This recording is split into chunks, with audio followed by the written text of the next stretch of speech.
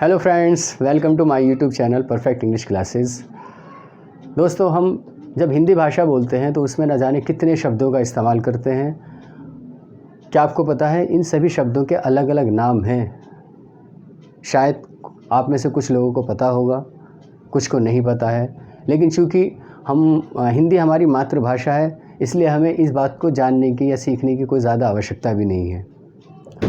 लेकिन जब हम अंग्रेज़ी की बात करते हैं, अंग्रेज़ी हमारी विदेशी भाषा है, इसको जब हम जानने की कोशिश करते हैं या सीखना चाहते हैं तो उसके हमें हर पार्ट को, हर शब्द को, हर पॉइंट को सीखना बहुत ज़रूरी है। तो आज का हमारा टॉपिक है parts of speech. Part of speech क्या है? पार्ट्स ऑफ स्पीच है कि जितने भी भाषा के शब्द हैं उनके अलग अलग नाम हैं। वो नाम क्या हैं और वे कितने शब्द हैं, इस वीडियो में आज हम बस यही जानेंगे। Words are divided into different kinds or classes called parts of speech according to their work in a sentence और their use in a sentence. The parts of speech are 8 in number, namely noun, pronoun, verb, adverb, adjective, conjunction, preposition and last one is interjection। प्यारे बच्चों, यहाँ आपके सामने लिखा हुआ है words are divided into different kinds or classes called parts of speech. शब्दों को विभिन्न ग्रुप में, विभिन्न समूहों में बांटा गया है, जिन्हें हम शब्द विभेद या पार्ट्स ऑफ स्पीच कहते हैं। किस आधार पर? अकॉर्डिंग टू देयर यूज़, इन शब्दों के प्रयोग के आधार पर। और वो क्या है? According to the work they do in a sentence. किस आधार पर? जिस तरह का कार्य वो शब्द किसी वाक्य में करते हैं, उस आधार पर उनका वर्गीकरण किया गया है। The parts of speech are 8 in numbers। और ये पार्ट ऑफ स्पीच कितने हैं? संख्या में 8 हैं। हिंदी में हम जान लेंगे, वाक्य के प्रयोग के अनुसार शब्दों को भिन्न भिन्न भागों में विभाजित किया जाता है। इन्हें शब्द विभेद या पार्ट्स ऑफ स्पीच कहते हैं। और इन्हीं शब्दों को, ये जो डिवीज़न हुआ है, डिवाइड किए गए हैं, इसी को हम पार्ट्स ऑफ स्पीच या शब्द विभेद कहते हैं। आपने जान लिया कि पार्ट्स ऑफ स्पीच कितने हैं? 8 हैं। अब उसके बाद हम जानेंगे कि पार्ट्स ऑफ स्पीच में 8 कौन कौन से शब्द हैं जिसका प्रयोग करके हम अपनी सारी बात कह देते हैं या लिख देते हैं। दोस्तों, सबसे पहले पार्ट आता है नाउन। नाउन को हम हिंदी में संज्ञा बोलते हैं। नाउन की डेफिनेशन जो बहुत ही छोटी क्लासेस में पढ़ाई जाती है वो ये है कि naming words are called noun. बहुत ईजी है। जितने भी शब्द किसी चीज़, किसी स्थान, किसी व्यक्ति के नाम को दर्शाते हैं वो सभी नाउन कहलाते हैं या संज्ञा कहलाते हैं। उससे बड़ी क्लासेस में हमने एक डेफिनेशन पढ़ी थी, noun is the name of a person, place और थिंग एट्सेट्रा। इस तरह से भी पढ़ी थी। इसके बाद हमने एक डेफिनेशन ये भी पढ़ी, noun is the name of a person, place, thing, animal and feelings. लेकिन सभी का मकसद एक ही है। किसी भी चीज़ का नाम, आप अपने सराउंडिंग में, अपने चारों तरफ तमाम सारी चीज़ें देख रहे हैं, तमाम सारी चीज़ों का प्रयोग कर रहे हैं, तमाम सारी वस्तुएं, चीज़ें, कपड़े आपने पहन रखे हैं, हर चीज़ का एक नाम है। बस नाम ही नाउन होता है। आपको कंफ्यूज नहीं होना है। दूसरा पॉइंट है प्रोनाउन। प्रोनाउन को हम हिंदी में सर्वनाम बोलते हैं। हिंदी में इसकी परिभाषा बहुत आसान है।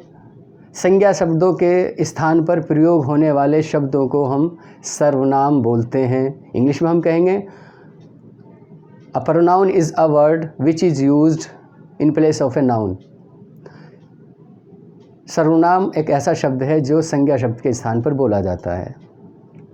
जैसे कोई लड़का है तो हम उसके बारे में एक सेंटेंस लिख रहे हैं, this boy is very intelligent, या Ravi is very intelligent. Ravi बहुत बुद्धिमान है। लेकिन अब रवि के बारे में हम दूसरा सेंटेंस लिखेंगे तो बार बार हम उसके नाम का मेंशन नहीं करेंगे, बार बार उसके नाम को रिपीट नहीं करेंगे, बल्कि लिखेंगे ही। It means in place of Ravi we will use he. बस प्रोनाउन का यही कार्य है कि वो किसी नाउन के स्थान पर प्रयोग होता है। अब इस सेंटेंस में रवि के स्थान पर ही का प्रयोग होगा। तो इस तरह के जितने भी वर्ड हैं, ही, शी, इट, दे एट्सेट्रा, वो सारे ही प्रोनाउन की कैटेगरी में आते हैं। तीसरे नंबर पे है एडजेक्टिव। एडजेक्टिव को हिंदी में हम विशेषण बोलते हैं। जैसा कि हिंदी में इसके नाम से ही स्पष्ट हो रहा है, विशेषण विशेषता बताने वाला। लेकिन किसकी विशेषता बताने वाला? संज्ञा या सर्वनाम। It means noun or pronoun की क्वालिटी बताने वाले शब्दों को हम एडजेक्टिव या विशेषण बोलते हैं। जैसे दिस इज़ अ मार्कर, ये एक मार्कर है। अगर मैं कहूँ this is a black marker, तो ब्लैक वर्ड इज़ डिनोटिंग और क्वालिफाइंग दिस मार्कर। ब्लैक शब्द इस मार्कर की क्वालिटी बता रहा है, इसकी विशेषता बता रहा है कि ये काला मार्कर है। तो ऐसे जितने भी शब्द होंगे जो किसी संज्ञा शब्द या सर्वनाम शब्द की क्वालिटी बताएंगे, वो सारे के सारे विशेषण या एडजेक्टिव कहलाएंगे। चौथे स्थान पर है वर्ब।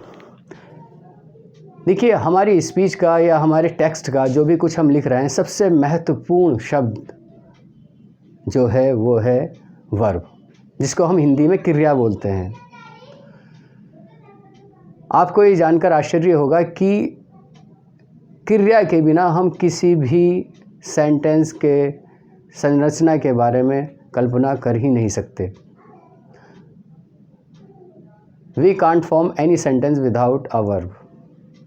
हम किसी भी वाक्य की संरचना बिना वर्ब के कर ही नहीं सकते हैं। आपको ये जानकर आश्चर्य होगा कि एक वाक्य में एक सब्जेक्ट के साथ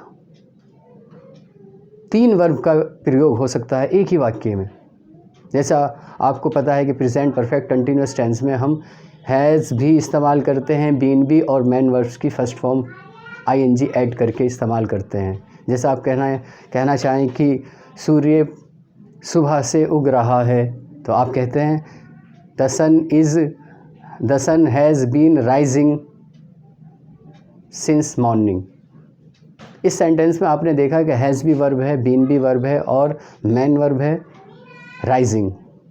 तो आपने देखा एक ही सेंटेंस में 3 वर्ब आ सकती हैं। ऐसा भी हो सकता है कि एक सेंटेंस में 1 वर्ब है, 2 हैं, 3 हैं, लेकिन ऐसा नहीं हो सकता कोई भी वाक्य कि उसमें कोई वर्ब है ही नहीं। और सबसे बड़ी बात यह है कि खाली वर्ब का इस्तेमाल करके भी हम अपनी बात को पूरी तरह से कह सकते हैं, सिर्फ एक शब्द का इस्तेमाल करके, और वो शब्द है वर्ब। जैसे सिट, गो, कम, हेल्प, जितनी भी वर्ब हैं, हम सामने वाले से अगर ये कहेंगे तो वो हमारी बात का तात्पर्य, हमारी बात का अर्थ भली भांति समझ जाएगा। हम कहेंगे सिट तो वो समझ जाएगा कि बैठने को कहा जा रहा है और वो बैठ जाएगा। हम कहें कम तो वो समझ जाएगा कि उसको बुलाया जा रहा है। तो सबसे महत्वपूर्ण पार्ट जो है पार्ट्स ऑफ स्पीच का, वो क्रिया है, जिसको हम हिंदी में क्रिया और अंग्रेज़ी में वर्ब बोलते हैं। उसके बाद आता है एडवर्ब। एडवर्ब को हम हिंदी में क्रिया विशेषण बोलते हैं। जैसा कि इसके नाम से स्पष्ट है, क्रिया विशेषण क्रिया की विशेषता बताने वाला। लेकिन ऐसा नहीं है कि ये सिर्फ क्रिया की ही विशेषता बताता है। ये क्रिया की विशेषता के बताने के साथ साथ किसी दूसरी क्रिया विशेषण या किसी विशेषण की विशेषता भी बताता है, या इन दोनों के अर्थ में वृद्धि करता है। जैसे आप एक सेंटेंस की संरचना करें, ही इज़ रनिंग, वह दौड़ रहा है। अब इसी सेंटेंस को हम एडवर्ब का इस्तेमाल करके बनाएंगे, ही इज़ रनिंग फास्ट, वह तेज़ दौड़ रहा है। अब ये तेज़ शब्द के लिए हमने फास्ट वर्ड का इस्तेमाल किया है, और फास्ट वर्ड किसकी क्वालिटी बता रहा है, किसके अर्थ में वृद्धि कर रहा है? रनिंग के। रनिंग क्या है? वर्ब है। वर्ब की विशेषता बताने वाले या अर्थ में वृद्धि करने वाले शब्द को हम विशेषण बोलते हैं। तो इस तरह से फास्ट शब्द इस वाक्य में एडवर्ब है। अब इसका दूसरा कार्य है एडवर्ब का, वाक्य में प्रयुक्त हुई किसी दूसरी एडवर्ब की विशेषता में भी विशेषता बताना, जैसे he is running very fast.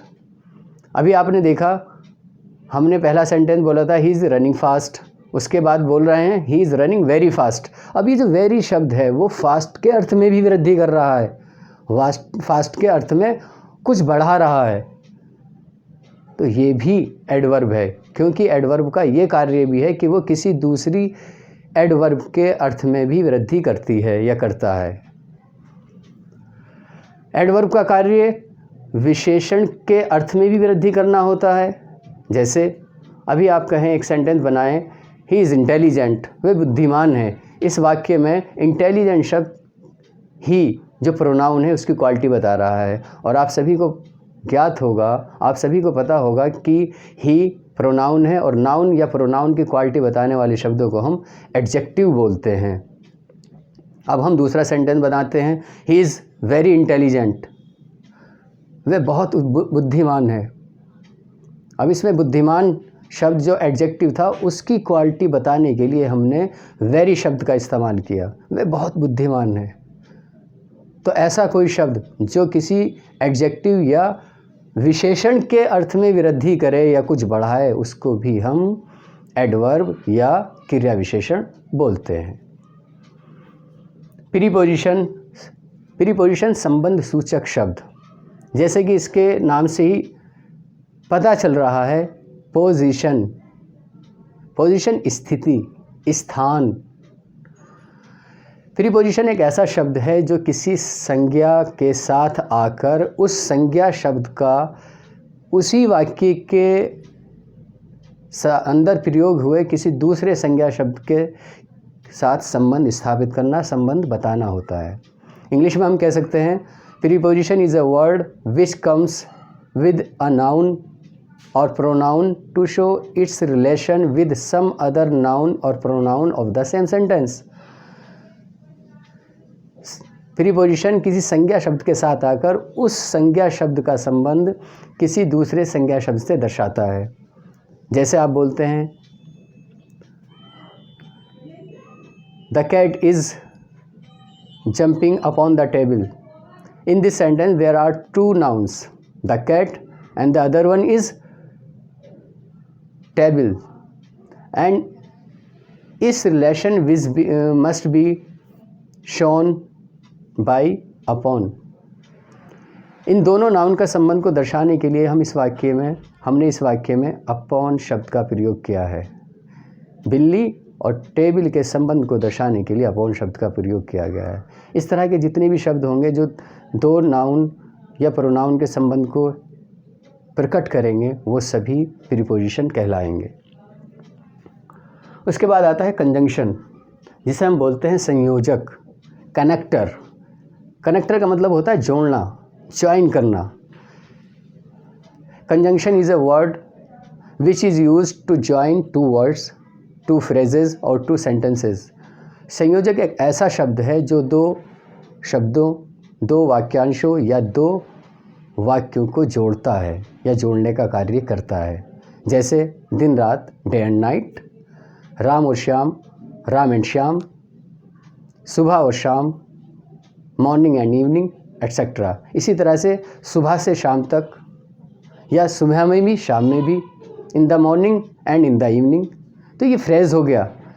जैसा कि आप जानते हैं फ्रेज़ क्या होता है, वाक्यांश, शब्दों का एक समूह जिसका अर्थ होता है लेकिन पूरी तरह से अर्थ नहीं होता है। ऐसे शब्दों के समूह को हम वाक्यांश बोलते हैं, या इंग्लिश में हम कह सकते हैं, phrase is a group of words which has sense but not proper sense. शब्दों का एक ऐसा समूह जिसका कुछ अर्थ होता है लेकिन पूर्ण रूप से वह अर्थ नहीं दर्शाता है, ऐसे शब्दों के समूह को हम वाक्यांश बोलते हैं। तो कंजंक्शन का कार्य ये भी होता है कि वो दो वाक्यांशों को जोड़ेगा। उसके बाद आता है वो दो वाक्यों को भी जोड़ता है। जैसे आई एम हियर, मैं यहाँ हूँ, but my friend is there, लेकिन मेरा मित्र वहाँ है। यहाँ दो अलग अलग सेंटेंस थे। आई एम हियर अलग सेंटेंस है, मैं यहाँ हूँ, माई फ्रेंड इज़ देयर, मेरा मित्र वहाँ है, लेकिन इन दोनों को जोड़ने के लिए एक शब्द का इस्तेमाल हुआ है, बट का। तो बट या इसी तरह के और बहुत सारे कंजंक्शन हैं, and, so, therefore, because, etcetera, ये सारे के सारे कंजंक्शन कहलाते हैं। और लास्ट में आता है इंटरजेक्शन, जिसको हम विस्मय सूचक शब्द बोलते हैं। विस्मय सूचक शब्द वो शब्द कहलाते हैं जो किसी दुखद या सुखद घटना को देखकर या सुनकर हमारे मुख से अनायास ही निकल जाते हैं। उनको सोचना नहीं पड़ता। आप या मैं कोई भी दुखद घटना देखता हूँ तो मेरे मुंह से अफसोस, हाय, इस तरह के शब्द निकलते हैं।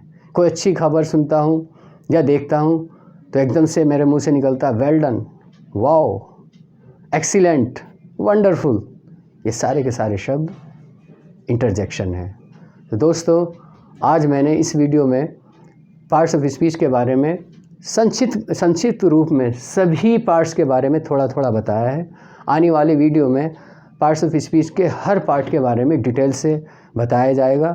अगर हमारी वीडियो आपको अच्छी लगी हो तो आप इस वीडियो को लाइक कर दें, सब्सक्राइब कर दें, और साथ ही साथ अगर कोई सजेशन देना हो तो कमेंट बॉक्स में लिख दें, जिससे कि आपको आने वाली वीडियोस के नोटिफिकेशन प्राप्त होते रहें। Thank you.